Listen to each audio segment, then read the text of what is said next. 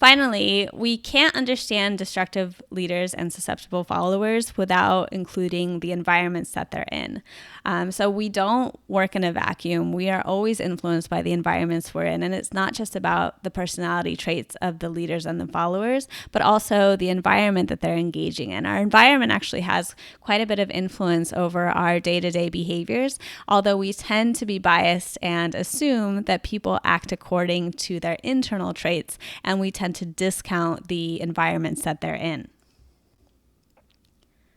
So, as we're talking about destructive leadership, it's really important that we don't fall into what's called the villain bias.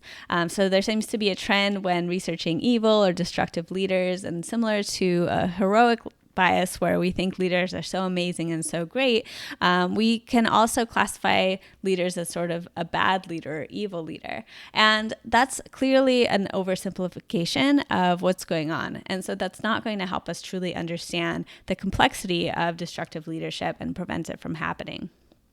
So we see now the trend is now shifting to understanding the situation, to understand how these acts are perpetuated, and how we can create better, more ethical environments to stop these destructive leaders from rising to power.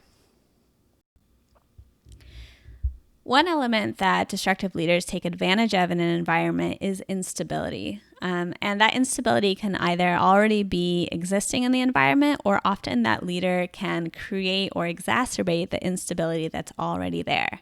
So leaders can advocate this radical change in order to restore order. They often just mirror the thoughts and wishes of their followers and tell them what they want to hear.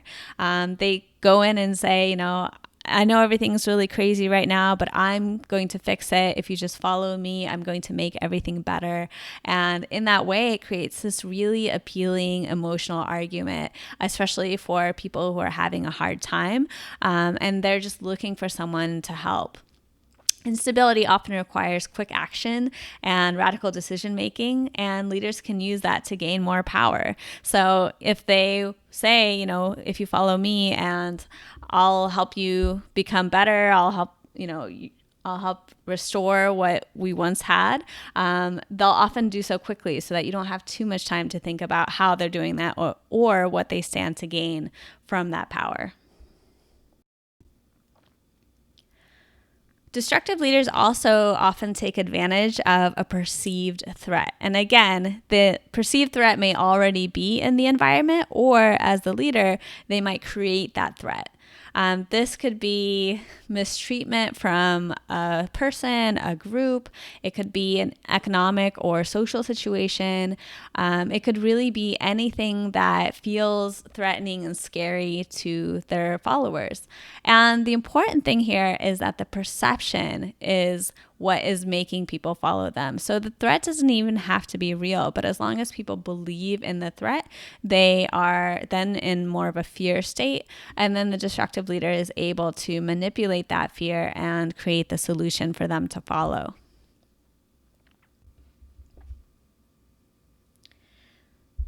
There are also cultural values that make it easier for a destructive leader to rise to power and remain in power.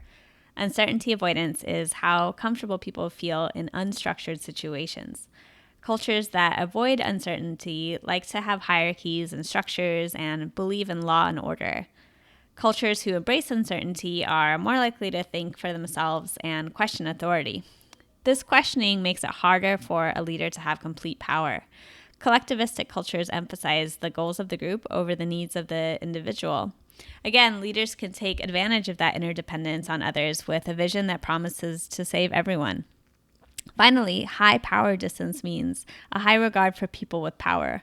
All of these elements create an environment where a leader is less likely to be challenged or questioned.